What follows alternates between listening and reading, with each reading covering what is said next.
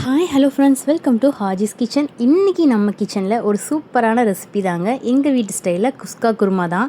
பிரியாணிக்கே tough கொடுக்குற ரெசிபினா இது தாங்க. ஏன்னா அதிகமாக எல்லா ஃபங்க்ஷன்ஸ்லையுமே பிரியாணிக்கு அடுத்து நாங்கள் செய்கிற ரெசிபி இந்த குஸ்கா குருமா தான். ரொம்பவே டேஸ்ட்டாக இருக்குங்க. பட் என்னை விட எங்கள் மம்மி நல்லா குக் பண்ணுவாங்க. எங்கள் அம்மா செய்கிற குருமாலாம் ரொம்ப நல்லாயிருக்கும். ஸோ எங்கள் மம்மி தான் இன்றைக்கி செஞ்சுருந்தாங்க. ஸோ அந்த வீடியோ தான் ஷேர் பண்ணியிருக்கேன். இந்த ரெசிபியை எப்படி செய்யுதுன்னு பார்த்துடலாம் வாங்க. ஃபஸ்ட்டு குருமாவுக்கு 150 கிராம் அளவு சின்ன வெங்காயம், இஞ்சி பூண்டு ரெண்டுமே சேர்த்து ஒரு 50 கிராம் எடுத்துக்கலாங்க. 2 பட்டை, 5 கிராம்பு, 3 ஏலக்காய் எடுத்துக்கிட்டேன்.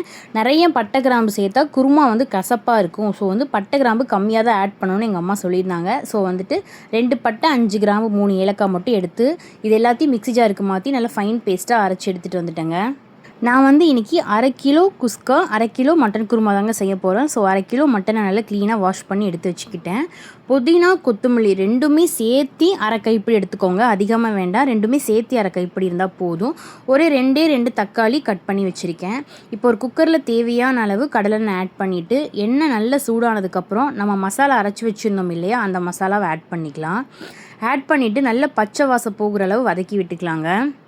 சின்ன வெங்காயம் ஆட் பண்ணியிருக்கிறதால பச்சை வாசம் போக கொஞ்சம் டைம் எடுக்கும். ஸோ நல்லா கலர் சேஞ்ச் ஆகி நல்லா ரா ஸ்மெல் போனதுக்கப்புறம் மற்ற இன்க்ரீடியன்ஸ் ஆட் பண்ணிடலாம்.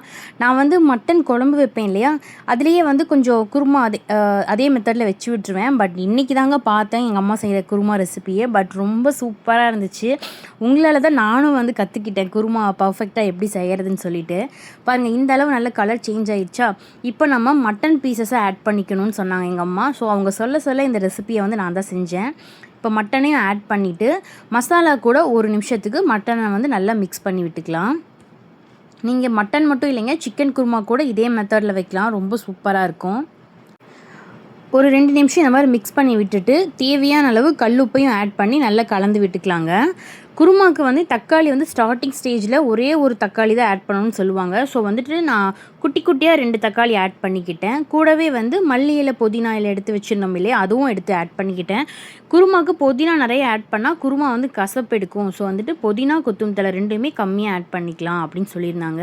ஸோ அதனால் அதையும் ஆட் பண்ணிவிட்டு நல்லா மிக்ஸ் பண்ணி விட்டுட்டு இப்போ மட்டன் வேக தேவையான அளவு தண்ணி ஆட் பண்ணிவிட்டு லிட் போட்டு ஒரு 7 விசில் விட்டால் போதுங்க. மட்டன் நல்லா சாஃப்டாக குக் ஆயிரும். நான் குக்கரில் செய்கிறதுனால 7 விசில் விடுறேன். நீங்கள் ஒரு வேளை பாத்திரத்தில் செய்கிற மாதிரி இருந்துச்சுன்னா நிறைய தண்ணி ஊற்றிட்டு ஒரு 25 நிமிஷம் ஹை ஃப்ளேமில் வச்சா தான் மட்டன் நல்லா குக் ஆகும். ஸோ நீங்கள் பாத்திரத்தில் செய்கிற மாதிரி இருந்தால் அந்த மாதிரி செஞ்சுக்கோங்க. குக்கரில் செய்கிற மாதிரி இருந்துச்சுன்னா 7 விசில் விட்டாவே போதுங்க. மட்டன் நல்லா சாஃப்டாக குக் ஆயிரும். நான் உருளைக்கிழங்கு 3 உருளைக்கிழங்கு தோல் சீவி 2 கட் பண்ணி எடுத்துக்கிட்டேன். மீடியம் சைஸ் தக்காளி 3 கட் பண்ணி வச்சுருக்கீங்க. 5 பச்சை மிளகாய் எடுத்து வச்சுருக்கேன். மல்லித்தூள் பார்த்திங்கன்னா 2 ஸ்பூன் மல்லித்தூள், 1 ஸ்பூன் மிளகாய் தூள் எடுத்து வச்சுருக்கேன். குருமாவுக்கு மல்லித்தூள் கொஞ்சம் எக்ஸ்ட்ரா ஆட் பண்ணணும் அம்மா சொன்னாங்க. ஸோ அதனால் 2 ஸ்பூன் மல்லித்தூள் எடுத்து வச்சுக்கிட்டேன். இப்போ பாருங்கள், மட்டன் சூப்பராக குக் ஆயிடுச்சு. இந்த மாதிரி தான் மட்டன் குழம்பும் நாங்கள் வைப்போம். இது பேர் சேர்வான்னு சொல்லுவாங்க.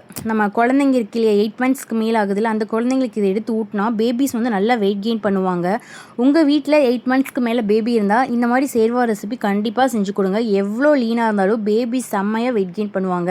எங்கள் முஸ்லீம் வீட்டில் அதிகமாக செஞ்சு தர ரெசிபினா இதுதாங்க. என்னுடைய 2 பேபிஸ்க்குமே அதிகமாக நான் அந்த சேர்வா செஞ்சு கொடுப்பேன். நம்ம சேனல் அப்லோட் பண்ணியிருக்கேன், வேணுங்கிறவங்க மறக்காமல் செக் பண்ணி பாருங்கள். இப்போ நம்ம உருளைக்கிழங்கு, தக்காளி, பச்சை மிளகாய் இப்போ எல்லாத்தையுமே ஆட் பண்ணிவிட்டு மல்லித்தூள், மிளகாய் தூள் இதையும் ஆட் பண்ணிடலாம். நான் எப்போயுமே குருமாவுக்கு பச்சை மிளகாய் ஸ்டார்டிங் ஸ்டேஜ்லேயே ஆட் பண்ணுவேன். அப்புறம் தான் எங்கள் அம்மா சொன்னாங்க பச்சை மிளகாய் அப்போயே ஆட் பண்ணால் பச்சை மிளகாய் உடஞ்சி குருமா ஃபுல்லாக ஆகட்டும் கசப்பாக இருக்கும், ரொம்ப காரமாக இருக்கும், அதுவும் இல்லாமல் கசப்பாக இருக்கும். ஸோ பச்சை மிளகாயை உருளைக்கிழங்கு ஆட் பண்ணுவோம்ல, அப்போ தான் ஆட் பண்ணணும் அப்படின்னு சொன்னாங்க. ஸோ அதே மாதிரி தாங்க நான் உங்களுக்கு லாஸ்ட்டாக காமிக்கிறேன் பாருங்கள். பச்சை மிளகாய் மீடியமாக தான் வெந்திருக்கும், ரொம்பவும் வெந்திருக்காது. ஸோ நல்லாயிருக்கும் இந்த டேஸ்ட்டில் குருமா. இப்போ பாருங்கள், உருளைக்கிழங்கும் நல்லா குக் ஆனதுக்கப்புறம் நம்ம ஒரு பெரிய சைஸ் தேங்காய் வரைச்சி தேங்காய் பால் எடுத்து வச்சுருந்தேன், அதை ஆட் பண்ணிக்கிட்டேன். ஆட் பண்ணிவிட்டு நல்லா மிக்ஸ் பண்ணி விட்டுட்டு ஒரு 10 நிமிஷம் கொதிக்க வச்சா போதும். குருமா சூப்பராக ரெடி ஆயிரும். தேங்காய் பால் ஆட் பண்ணிவிட்டு குழம்பு அதிகமாக கொதிக்க விடக்கூடாது. எந்த குழம்பாக இருந்தாலும் சரி அதிகமாக கொதிக்க விடக்கூடாது. அதே மாதிரி காய் நம்ம ஏதாவது ஆட் பண்ணுறோம்னா அந்த காய் வெந்ததுக்கப்புறம் தான் நம்ம தேங்காய் பால் ஆட் பண்ணணுங்க. உருளைக்கிழங்கு நல்லா சாஃப்டாக வெந்துருச்சு. ஸோ அதுக்கப்புறம் தான் நான் தேங்காய் பால் ஆட் பண்ணியிருந்தேன். ரொம்ப சூப்பராக இருந்துச்சுங்க. பச்சை மிளகாய் பாருங்கள், இதில் உடையாமல் இருக்குது. ஸோ இந்த மாதிரி உடையாமல் இருந்தால் தான் குருமா காரமும் அடிக்காது, கசப்பும் அடிக்காது. ஸோ நம்ம தக்காளி, உருளைக்கிழங்கு சேர்த்துவோம் இல்லையா, அப்போ பச்சை மிளகாய் ஆட் பண்ணிக்கோங்க, அப்போ தான் கரெக்டாக இருக்கும். இருக்கும். இந்த குருமா ரொம்பவே நல்லா இருக்குங்க. எங்கள் அம்மா இவ்வளோ நாள் எப்படி செய்வாங்கன்னு எனக்கு தெரியல. இப்போ தான் வந்துட்டு அவங்க சொல்ல செஞ்சேன் நான். ரொம்பவே நல்லா இருந்ததுங்க. நீங்களும் கண்டிப்பாக ட்ரை பண்ணி பாருங்கள். இந்த குருமா வந்து குஸ்காவுக்கு மட்டும் இல்லைங்க, புரோட்டா சப்பாத்திக்கும் நல்லாயிருக்கும். ஏன்னா நோம்பன்னைக்கு நம்ம காலையில் ஆயில் புரோட்டா செய்வோம் இல்லையா மார்னிங், அப்போ இந்த குருமா தான் நான் வைப்போம். ரொம்ப நல்லாயிருக்கும் இந்த ஆயில் புரோட்டாவில் ஊற வச்சு சாப்பிட்றதுக்கு. ஸோ நீங்களும் கண்டிப்பாக ட்ரை பண்ணி பாருங்கள். இப்போ நாம் குஸ்கா செய்ய போயிடலாம் வாங்க. நான் வந்து இன்றைக்கி 1/2 கிலோ குஸ்கா தாங்க செய்ய போகிறேன். ஸோ 1/2 கிலோ அரிசியை வந்து நல்லா கழிஞ்சிட்டு ஊற வச்சிடலாம். சீரக சம்பா அரிசியில் செய்யுங்க குஸ்கா, அப்போ தான் ரொம்ப நல்லாயிருக்கும். பாஸ்மதியில் என்ன தான் செஞ்சாலுமே சீரக சம்பா டேஸ்ட் வராது. ஸோ வந்துட்டு சீரக சம்பா அரிசியில் ட்ரை பண்ணி பாருங்கள், ரொம்ப நல்லாயிருக்கும். இஞ்சி பூண்டு வந்து பார்த்திங்கன்னா 50 கிராம் பேஸ்ட்டு, அரைச்சி பேஸ்ட் இருக்கு இல்லையா, 50 கிராம் எடுத்துக்கலாம். 4 பட்டை, 4 ஏலக்காய், 5 கிராம்பு எடுத்து வச்சுருக்கேன். ஒரு பெரிய வெங்காயம் இருக்கு இல்லையா, நல்ல பெரிய சைஸில் இருக்க ஒரு பெரிய வெங்காயம் கட் பண்ணி வச்சுருக்கேன். அதே மாதிரி புதினா கொத்தமல்லி இலை ரெண்டுமே வந்து ஒரு 1/2 கைப்பிடி எடுத்து வச்சுட்டு, கூடவே 4 பச்சை மிளகாய் எடுத்து வச்சுருக்கேன். தேவையான அளவு நெய் எடுத்து வச்சுக்கலாங்க. நான் வந்து 50 எம்எல் கடலெண்ணெய் ஆட் பண்ணிக்கிட்டேன். 50 எம்எல் கீ ஆட் பண்ணிக்கலாம். நம்ம ஈக்குவலாக நெய் ஆட் பண்ணால் தான் வந்து குஸ்கா ரொம்ப நல்லாயிருக்கும். இது பேரே வந்து நெய் சோறு தான். ஸோ வந்து ஆயில் கம்மியாக இருந்தாலுமே கீ கொஞ்சம் நிறைய ஆட் பண்ணால் ரொம்ப நல்லாயிருக்கும். பட் நான் இன்றைக்கி ஈக்குவலாக ஆட் பண்ணிட்டேன். 50 எம்எல் ஆட் பண்ணிட்டேன். இது நல்லா சூடானதுக்கப்புறம் நம்ம பட்டை கிராம்பு ஏலக்காய் எடுத்து வச்சுமே அதையும் ஆட் பண்ணிவிட்டு இது நல்லா வெடித்து வரும்போது ஒரு பெரிய வெங்காயத்தையும் ஆட் பண்ணிடலாம். வெங்காயம் நல்லா கோல்டன் ப்ரௌன் ஆகிற வரைக்கும் ஃப்ரை பண்ணிக்கலாங்க. வெங்காயம் அதிகமாக ஆட் பண்ண தேவையில்லை.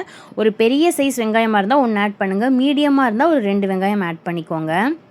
வெங்காயம் இந்த அளவு நல்லா வதங்கி வந்ததுக்கப்புறம் நம்ம அரைச்சி வச்சுருக்கோம் இல்லையா இஞ்சி பூண்டு பேஸ்ட்டு, இதை வந்து ஆட் பண்ணிக்கலாம். இதுவே ஜஸ்ட்டு 50 கிராம் தான்.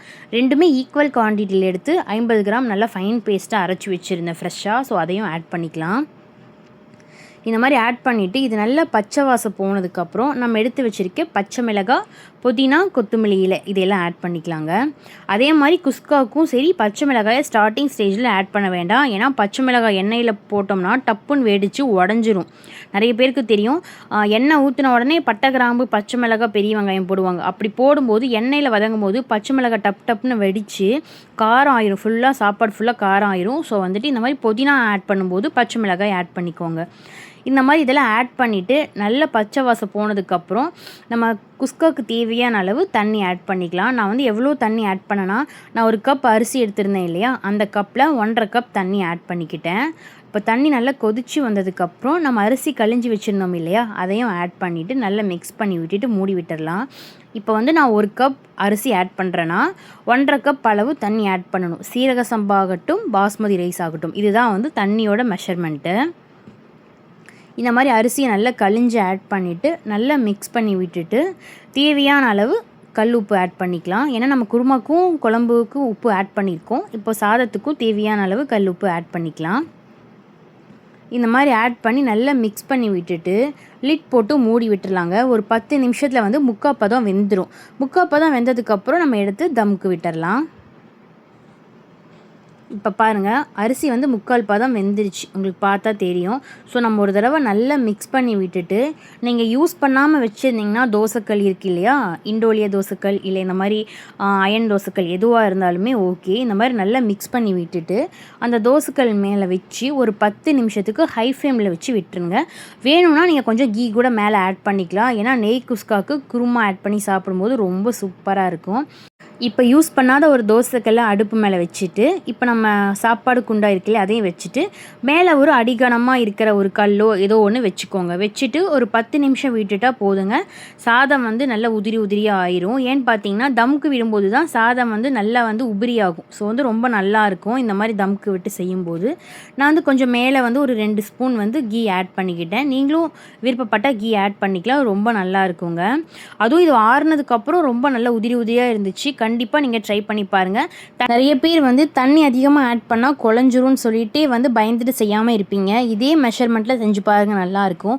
ஒரு வேளை உங்களுக்கு வந்து நான் தண்ணி கம்மியாக வச்சுட்டேன் சிஸ்டர், எனக்கு வந்து அரிசியாக இருக்கிற மாதிரி எனக்கு ஒரு ஃபீலிங்காக இருந்துச்சு அப்படின்னா, இப்போ நம்ம அடிகனமாக மேலே ஒரு கல் வச்சோம் இல்லையா, அதுக்கு பதிலாக நீங்கள் ஒரு பாத்திரத்தில் வந்து தண்ணி வச்சிங்கன்னா அதில் தண்ணி வந்து கொஞ்சம் கொஞ்சம் ட்ராப்ஸாக விழுந்து அரிசி வந்து ஈக்குவலாக வெந்து நல்லா உதிரியாகி வரும். ஸோ வந்து இது சின்ன டிப்ஸ் தான், நீங்கள் ஃபாலோ பண்ணி பாருங்கள். உங்களுக்கு வந்து வந்து அரிசி வந்து ரொம்ப ஒரு மாதிரி பருக்கையாக இருக்குது. குஸ்கால் ஆகட்டும் பிரியாணியில் ஆகட்டும் என்ன பண்ணுறதுன்னு பார்த்தீங்கன்னா, இந்த மாதிரி தமுக்கு விடும்போது மேலே பாத்திரத்தை வைக்கிறதுக்கு பதிலாக ஒரு குண்டால் தண்ணி வச்சுருங்க. மூடி போட்டு மேலே தண்ணி வச்சிட்டிங்கன்னா அதில் இருக்க தண்ணி கொஞ்சமாக வந்து உள்ளே இறங்கி நமக்கு ஃபுல்லாக வந்து குஸ்காவாகட்டும் பிரியாணி ஆகட்டும் நல்லா வந்து பூ மாதிரி வெந்து நல்ல உபரியாகும். அது மட்டும் இல்லாமல் சாப்பிட நல்லா சாஃப்டாக இருங்க.